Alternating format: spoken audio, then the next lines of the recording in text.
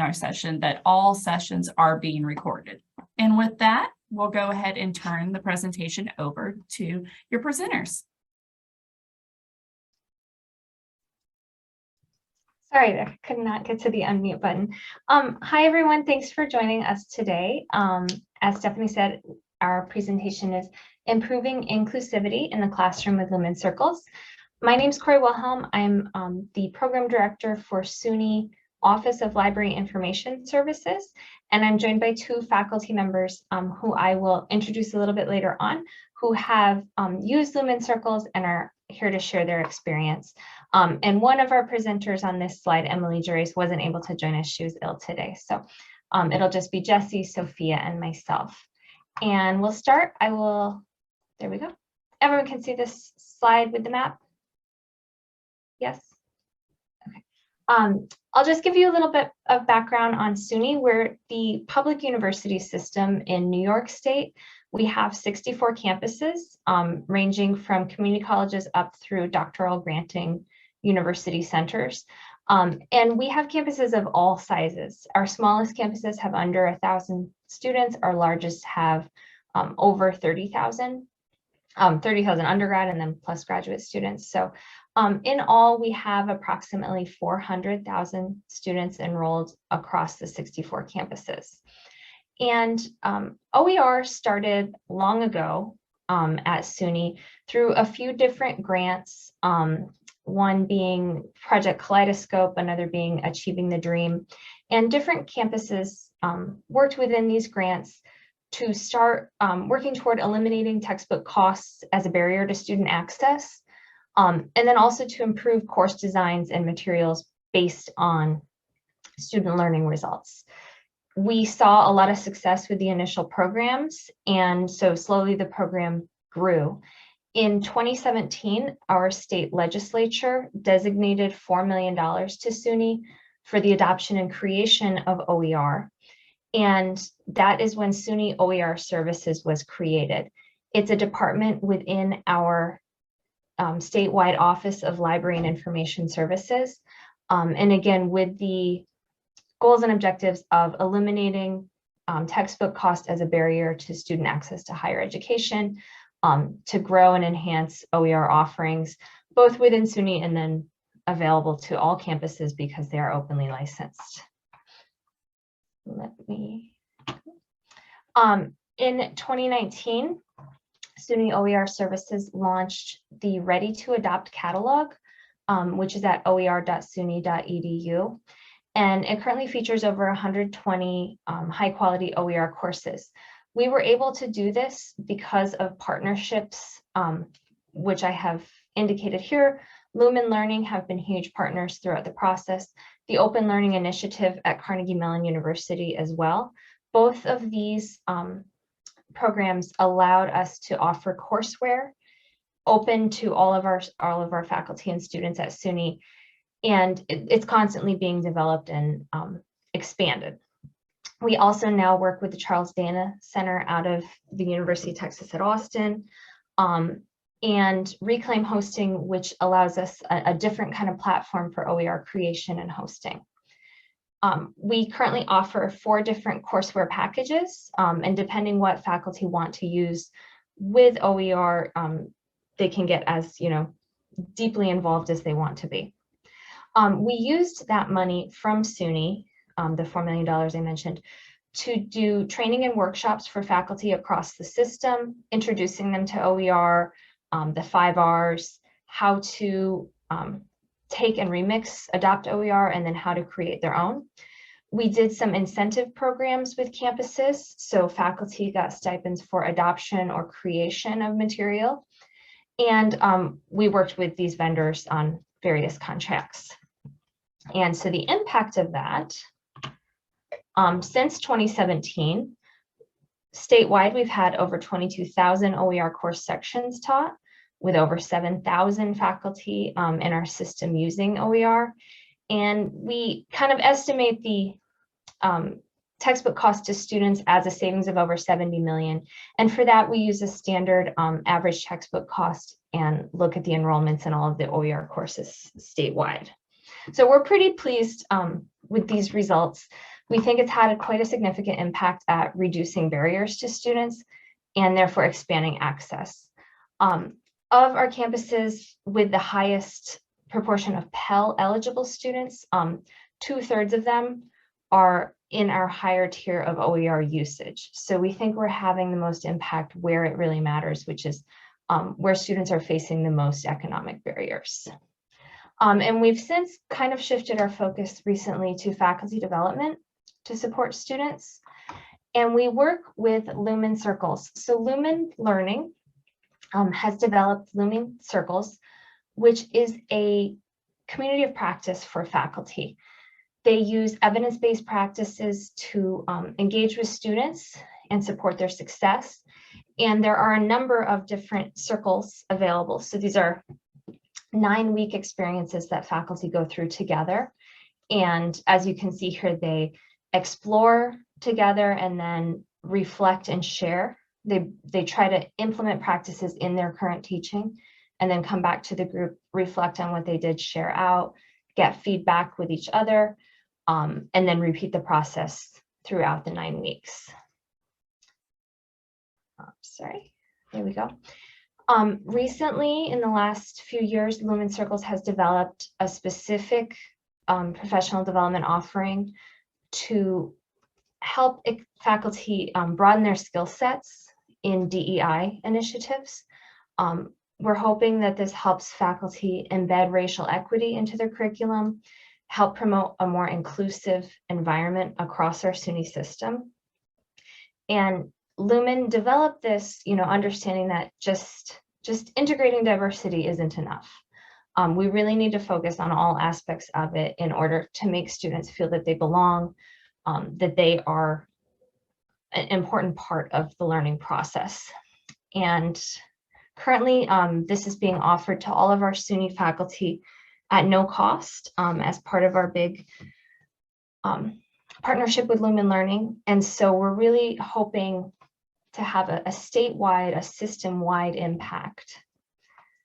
To give a brief picture, this is what the fellowship structure looks like. It is a 9-week program, like I mentioned, and it's kind of a cycle, like I said, of exploring concepts, putting them into practice, and coming back and reflecting. Each week has weekly learning outcomes. A bunch of resources are shared to deepen the understanding of the terms and the concepts, and then how to incorporate them into the classroom.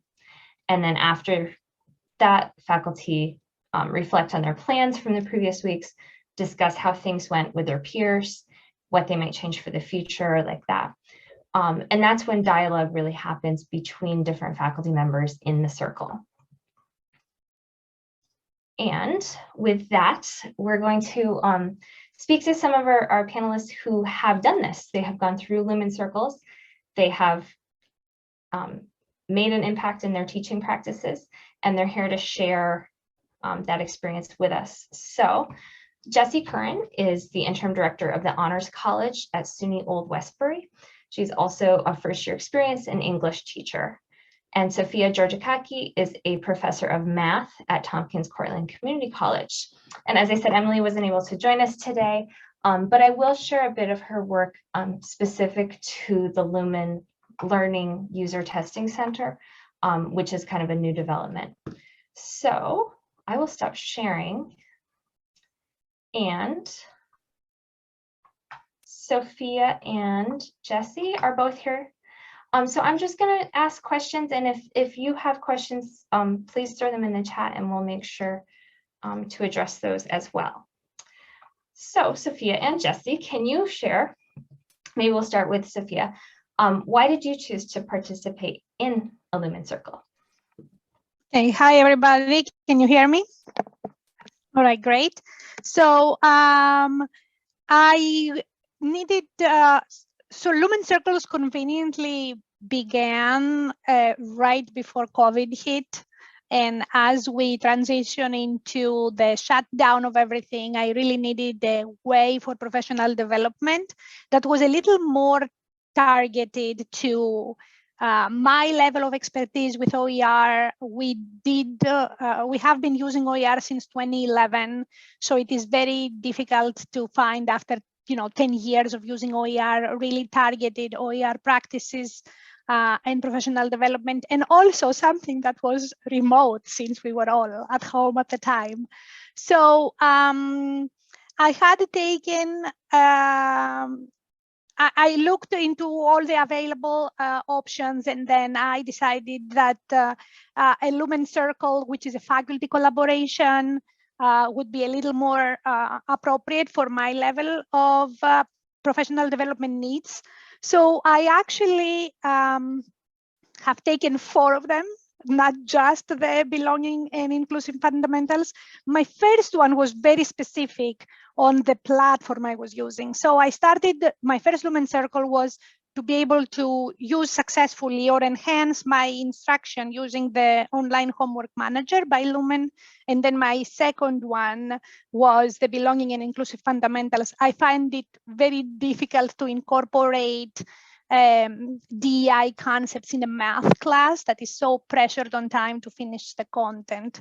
So that was my second attempt. I was going directly on something that would make me a better instructor or a more aware instructor of things happening in my classroom and in society.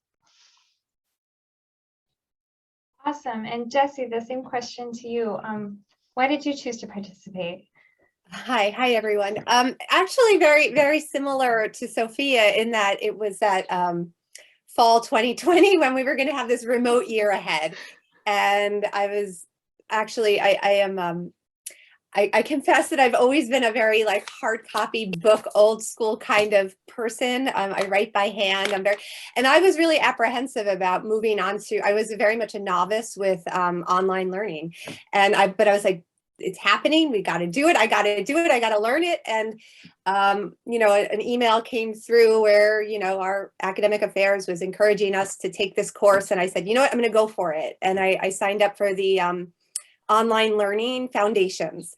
And so it's an asynchronous online course that you do with other faculty. And I was like very skeptical, and I told the facilitator, I said, I'm not sure, if I'm going to be able to do this. I'm so busy. I got 4 classes, 2 kids.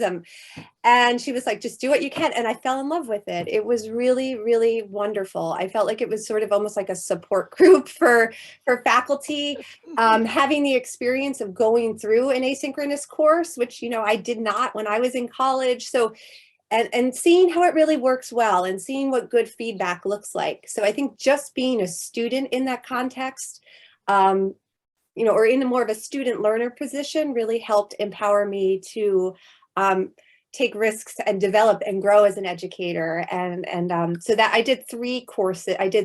After that, I continued to do circles, and I want to do another one as well. And I just have, I really think that it provides this opportunity for community with other faculty. It can be very isolating, especially as we are, a little bit more remote and maybe not on campus and hybrid schedules. Like having that community with other faculty, I just found to be so engaging and allowed me to risk and to grow as an educator. Awesome, thanks. And that kind of described your experience going through. Do you have anything to add to that, Sophia, about your experience in the Belonging Circle? Yes. So like I said, it is a little individualized. So every week that we have an activity that goes on, and we have a nice set schedule where a topic is presented. We have to do a reflection by Friday. Then we have to do appreciative inquiry. We are matched randomly with 2 other fellows in our circle. We reflect on, we comment or do appreciative inquiry on their reflections. And then by Monday, we have to have done that. And then we reply to those who had to respond to our reflection.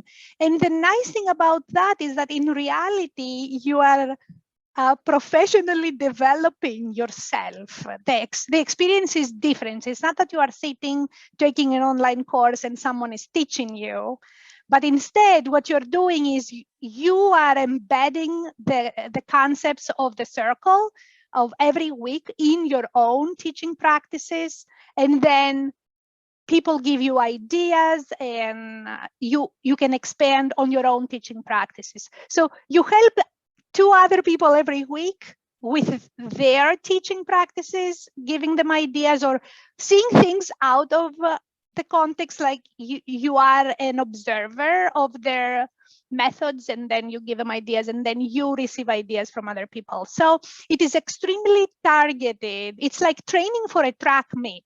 You are improving yourself as you train every week. And it's not that you are just learning material and then taking quizzes. So it's nothing like that. The experience is very interactive, and it's extremely targeted on the individual each time. So it is a different professional development experience than usual, I think. Awesome. Anything to add to that, Jessie? No, I mean, I agree. Sophia did such a great job explaining, and it can sound like a lot, but it's almost just like keeping a conversation going, and your responses can be as little or as much as you need. And you learn to embed those evidence-based outcomes in your own reflections, but also to see where your peers are doing that work and trying to draw it out. And one thing I appreciated so much was the facilitators, who are kind of like the coach. If we're looking at it as training for a track meet, the facilitators, I found that they were just so wonderful at drawing things out of my writing. And they were, I'd write a reflection and they'd be like, oh, that's an example of pedagogical partnerships. And they would draw it out. And I think that having that experience of really like kind of mindful and inclusive facilitators, and experiencing how they appreciated my work, but also saw things I didn't, encouraged me to take those risks with my peers and draw things out of their work. So there's all of this kind of collaborative drawing out, and you're doing both the, your own development of your own practice and assignments, but also that work of being a reader for others. And the other thing specifically about the belonging circle that I think is just really important is to recognize how embedded it is in questions of identity and social identity. And that's very much different than the other circles that I've done. It really has this highlight about bringing components of intersectional identity forward. Like who am I, where am I from, my race, my gender, my ethnicity, my social class position. And I teach a social justice ethics class for a first-year seminar. All students take it. And I was just blown away by how aligned the platform, the Lumen belonging platform was with our sort of curriculum in that seminar. So, we could probably talk about more of that, but that was specific to the belonging circle that I thought was very important at this moment. Awesome. And maybe we'll start with Jessie on this one. What impact has the experience of going through this circle had on your teaching? Great. So what the circle does is it gives you these evidence-based learning outcomes that they're called, I call them the tags, and they're basically in all of these different categories: organization and support and being challenging. And when you come into the circle, you're introduced to them all, and then you start kind of tagging your own writing with them or intentionally trying to embed one. So I'm going to try to scaffold this assignment, and I'm going to use this tag. And at first I was a little like overwhelmed by it all, but then I realized I'm like, here is a language that I'm using with peers for what I'm already doing. And I found, for me, I'm an English professor, I'm a language person, really. I found that they gave me a language to talk about things that I was already doing that helped me be more intentional and clear about what I was doing. And that has actually really, it's helped me in a number of contexts beyond the classroom. It's also helped in my professional development. It's helped when I'm, on a committee about curriculum, or when I'm designing an assignment for a program at large, or, so I think that those evidence-based learning outcomes that are so central to the platform, as you go through it, you really start to kind of embed that language. And it gave me confidence, actually. It gave me a lot more confidence, be like, actually, you know, I do have a method to this madness that I'm doing in the classroom. Like, and I think that's just so helpful. And you can also use that language with your students and say, well, you know, here I am, I'm scaffolding an assignment for you. And this is why we're doing it, because it helps us organize. And I think that the more we can bring that language forward, it just kind of clears up intentions, it clears up, it helps with assessment, you know, it helps with outcomes and all that good stuff that higher ed really is about. But that's really what I found to be just so powerful about the circle, if that makes sense. Yeah. And Sophia, how about you? How has it changed your approach to teaching? So while we are taking the circle, we are encouraged to apply the topic of the week to our teaching practices. And I am definitely not this adaptable person that will just make changes last minute. I really like things to be clear. I want my students to know exactly what to expect. I want my schedule done from the beginning of the semester. So I was not a good student per se in the every circle I took, that I would just implement something and then try to see how it goes. But instead what I did was I would describe things I'm already doing, trying to tag like Jesse just said, and then what I would do is get ideas for me to use next time. And what this has done is every single semester that I would take a circle, I would then change all of my assignments, all of my methods of teaching for the next semester, and I would add all of these new ideas. So it has, especially the Belonging and Inclusive Fundamentals circle, helped me have connections not only with my students. You know, I never thought math has anything to do with diversity. I'm like, math is math. It's a universal language. You know, I don't have anything that is very contradicting or very drastic to teach. I'm just teaching facts, but I was never aware of what comes in the classroom with the students. But now I'm a little more intentional, like Jesse said. I make sure my assignments have a lot of indicators that I do care and I am paying attention to these things. I have developed collaborations with other parts of the college that are more personalized towards students. So there are a lot of relationships that have been developed between me, my students, my former students, the instructor and the content, the students and the content. So I have done a lot of changes in my assignments, in the description of the assignments, in the questions in my assignments, the way we handle students around the college as a group, and how we work with that. So it has definitely influenced my teaching, and I was very glad that it was my second circle. I took it in the summer of 2021, so I have had at least 3, 4, 5 semesters to enhance and build on to the changes that I have made. Yeah, and I think it's interesting because Sophia teaches math and Jesse teaches English, and we think of those two subjects as very divergent from each other, but you both are kind of going through the same experience, learning about teaching and about yourself and your students. So if you could each share any specific actions you've taken in the classroom since engaging in this circle, and maybe we'll start with Sophia this time. Yes, so like I said, I made a lot of changes based on the very good appreciative inquiry. Means that someone reads your reflection and then they just say, you know, this looks really good, but have you thought of enhancing it in this way. And every single week for 9 weeks, you get a new idea for enhancing what you are already doing. So I have done a lot of changes. For example, in the beginning, due to remote teaching and remote instruction, in the very beginning of the semester, I would have an assignment where my students would submit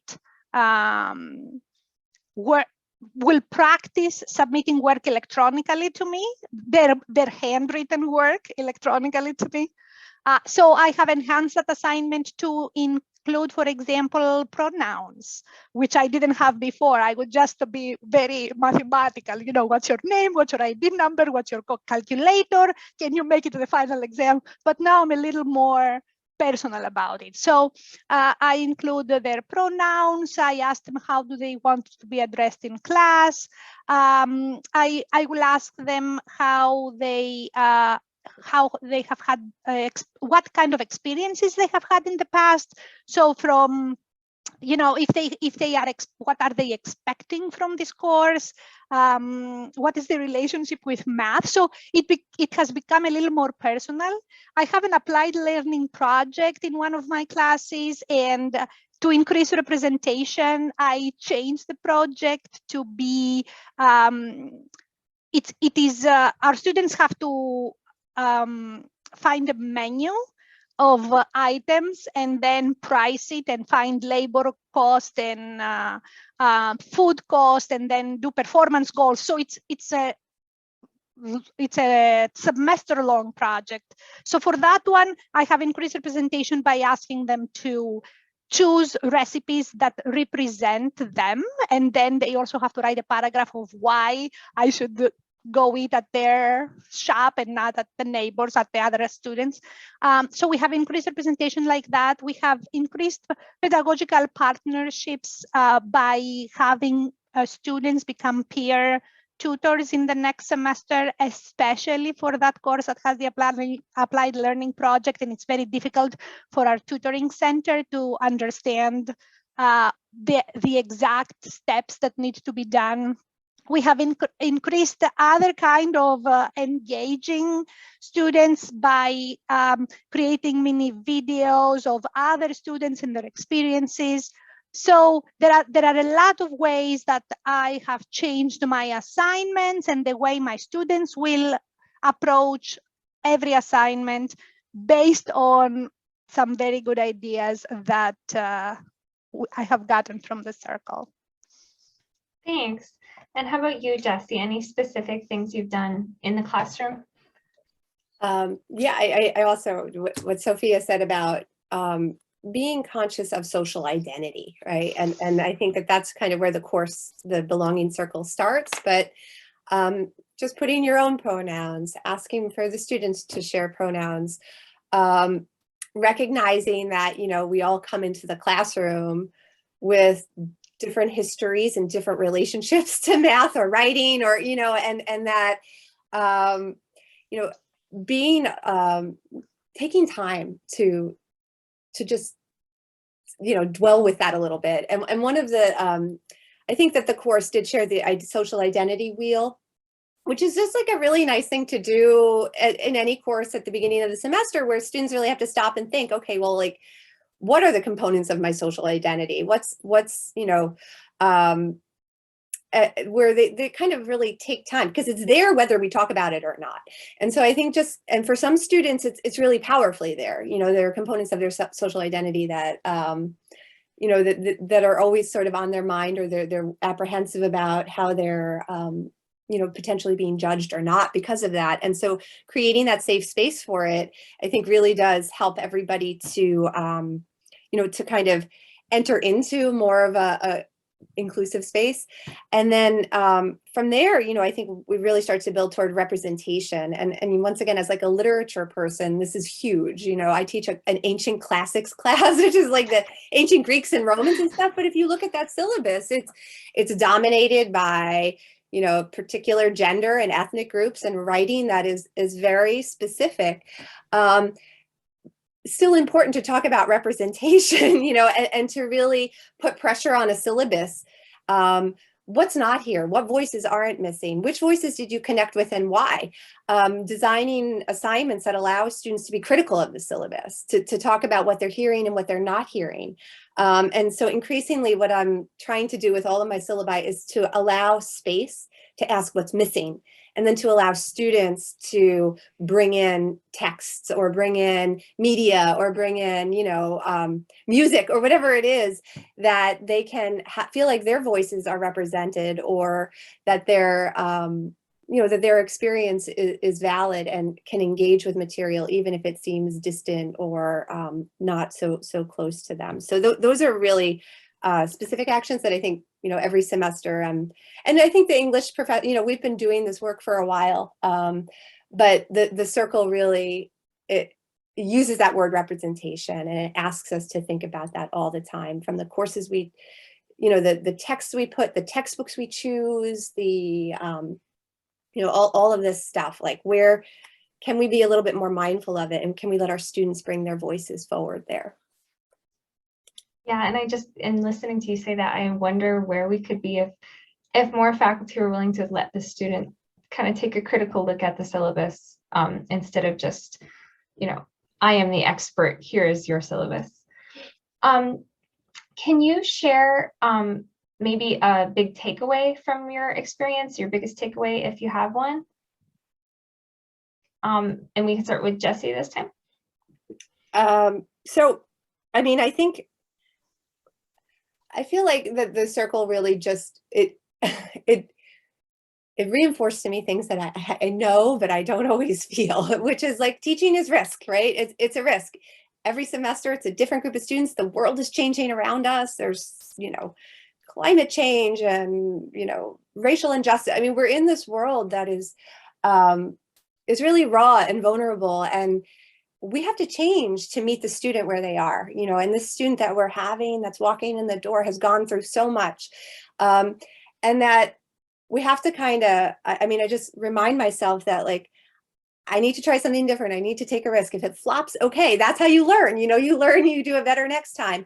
And I think that the circle really just hit that home. Like, it made me feel that in my cells, you know, it kind of made me feel like, even if you try something different and maybe it has some success, or it's a little awkward or something, you can then polish it, you can look at it, you can revise it, and you know, like, once again, I'm a writing teacher, so do we revise our own practices as teachers? Do we, you know, we want students to put a rough draft out there, but we sometimes expect this sort of perfect polished thing all the time, and I think that that's just such a takeaway, that you can be honest with your students. Like, you can even tell them, like, you know, I'm trying this is new for me, or I want to, you know, get you all involved a little bit more. Or, you know, I tell them, like, I'm trying not to say you guys. If I say you guys, let me know. I'm trying to say you folks.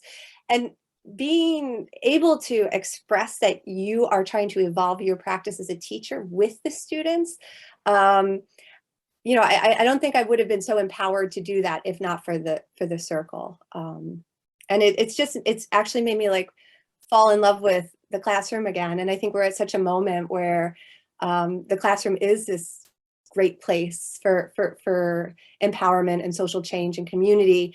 And, you know, it's exciting. Thanks. And how about you, Sophia? Yes, so I'm kind of going to repeat things that Jessie said. For me, it is the very big takeaway was that I became a little more aware of what's happening in my classroom. So as you can tell, I was not raised in this country. So in reality, I'm not aware of a lot of stereotypes that are occurring and students come in with, or imposter syndromes usually that they have for math, anxiety that I haven't grown up understanding this, and I was a little naive in my classes a lot of times, and this is why I wanted to pursue a little more awareness for myself on diversity and belonging and representation issues and bias issues. So to me, for me, it was very important that I become a little more aware of what's happening and trying to see how I can help my students overcome their dislike for math and understand that there are helpful things out there. So that are related to math. And to do that, exactly as Jesse said, I needed to learn to revise my work, right? So every semester, I always make a change that I hope will improve based on my experience from the previous semester, the experience of my students next semester. I ask them to also provide me feedback about what worked and what didn't work, and then I try to make these changes. So the circle gives us a platform to be a little more intentional on the way we teach and what changes we would like to see being made, what the success was, and basically identify if the success was because we didn't have an organized classroom, we didn't have a supportive classroom environment, or we didn't have an inclusive environment. So to me, the biggest takeaway from my circle was that I can see my instruction at the end of every semester more holistically and be a little more intentional on changes that I need and revisions I need to make for next semester. That's great. And I think, yeah, that continuous improvement is a really great theme kind of from Lumen Circles, but also clearly you're both applying that every semester to your courses. What advice might you give to someone who's interested in joining a circle, Sophia? All right, so Jess said that her first circle was the online teaching, and Jessie, this is the one circle I haven't taken, by the way. So this will be my next one. So the advice to join is that, first of all, it is not a lot of work. The anticipated amount of work that someone will put in a circle is 2 hours a week. And if you are very immersed in it, you can spend as much time as you want. So you can make it 10 if you want. Or sometimes if you are not busy, if you are busy and you are not available for that particular week, you can take the week off and you can just read instead of contribute if you want. I have taken 4 circles during very busy times, and I actually never took a week off. Even if I had to do the minimal amount, say 1 hour, I would just try to spend the 1 hour. I think it is very productive, and it's very helpful for me as a professional to grow and to improve my teaching and my impact to my students. So, you know, if you are super busy and you are not invested, I don't think you will get a lot out of the circle. You really need to want to hear from others, and you need to be able to listen to ideas and see if you can use them to somehow improve something that you don't like about your course, and whatever you want to deliver, how you can make it excellent.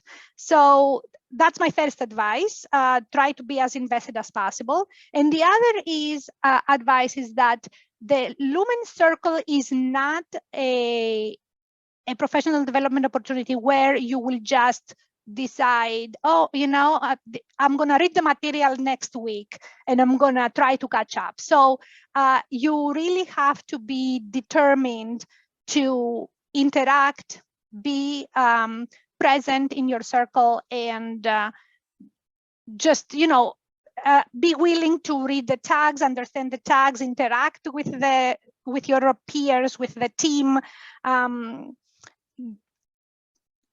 Reach out if you have questions. The facilitators and our fellows are very responsive.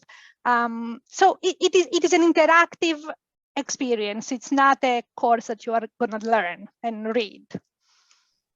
Great, thanks.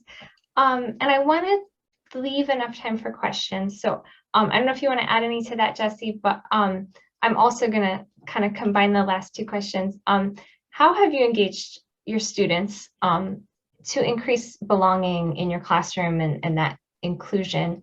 And are there any specific resources that really resonated with you? And we'll start with Jessie. Hi. Yeah, so one thing that I've been thinking a lot more about is like, what do we all share? And food, for example, is something we all eat, and music and, like, so what do we do with that? Like, I can share like a specific assignment or two just to show where this like, how do we include everybody? And sometimes including everybody is kind of getting back to these things that are a part of our day-to-day life that we all kind of love. We all love to listen to music. So we were reading Sappho, the ancient poet, and she writes about heartbreak and, bittersweet longing and love. And I did a discussion board where I asked students to share like music or lyrics that they thought connected to what Sappho was doing. And I was just blown away by how like it exploded, like my discussion thread exploded. And there was just like all of this music, contemporary music and lyrics and they really got it. And it was just very cool to go through. And I felt like the students were empowered to make those connections. And once again, that came out of the circle, like asking, trying to think, well, how can I include everybody in like this ancient text? How can I bring it so that it's relevant to them?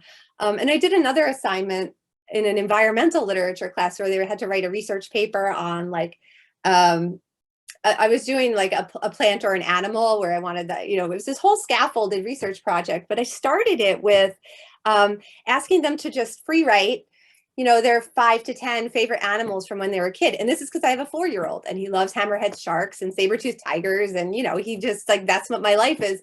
And everybody had no problem writing down 10 things that they love, from honey badgers to sunflowers. And we use that as the basis then to sort of like leap into a research project, but starting from a place of like felt wonder. And I had like, it was this whole kind of scheduled process, but the papers were really good, and they were really, there was like a lot of feeling and joy in what could have been like another research project in my environmental lit class, because it came from something meaningful. And so thinking about how to really like make everybody belong, like how do we all belong? Like we all have a favorite animal, we all have a favorite food, we all have a favorite song, and then using that as a platform to scaffold and design assignments or projects or discussions. That's something that was really exciting and successful for me, and I plan to do like more of that in the future. Yeah. I like that. Because we're talking about diversity and differences, but yeah, we all do like music and have diverse tastes in that. So you find the common thread. Yeah, and I hadn't realized that, the facilitator actually pointed that out to me. She was like, "Oh, there you go, that there you're doing it," and it didn't really occur to me, but and that's once again why it's so great to be able to share what you're working on and to hear how somebody who's really trained in these pedagogical practices like identify that that's what it looks like in practice, or that's what it can look like in practice.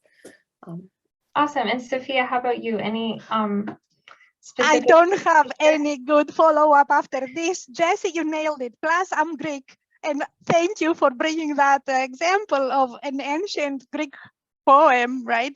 And a poet who is a female. That's also, there you go. Yes, so math does not lend itself for these things. But like I said, to get students engaged, I try to get them to understand that they are represented. I do care about their identity, and that they can work a whole semester on something they really like and get some math knowledge out of it. Mm-hmm. That's great. And and add one thing, is it okay if I? Yeah, go ahead. Yes. We have a wonderful math professor at my school who does she does the math in series, where she does like the math in baking, the math in sports, the math in yoga. And like she has these workshops, but it's very interesting because she's so determined to like show that math is actually really a part of what we love and what we do and everything. But it's there, I think, everywhere. Exactly. Yeah, that's great.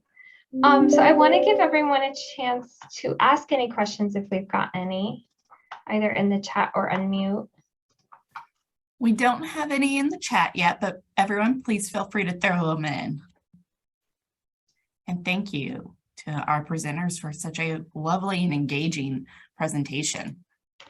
Yeah, and maybe while we're waiting, I'll just share what Emily, who could join us, one of the things she's working on. So Lumen, the same company who has the Lumen Circles, has launched a user testing center at Rockland Community College, Emily's campus.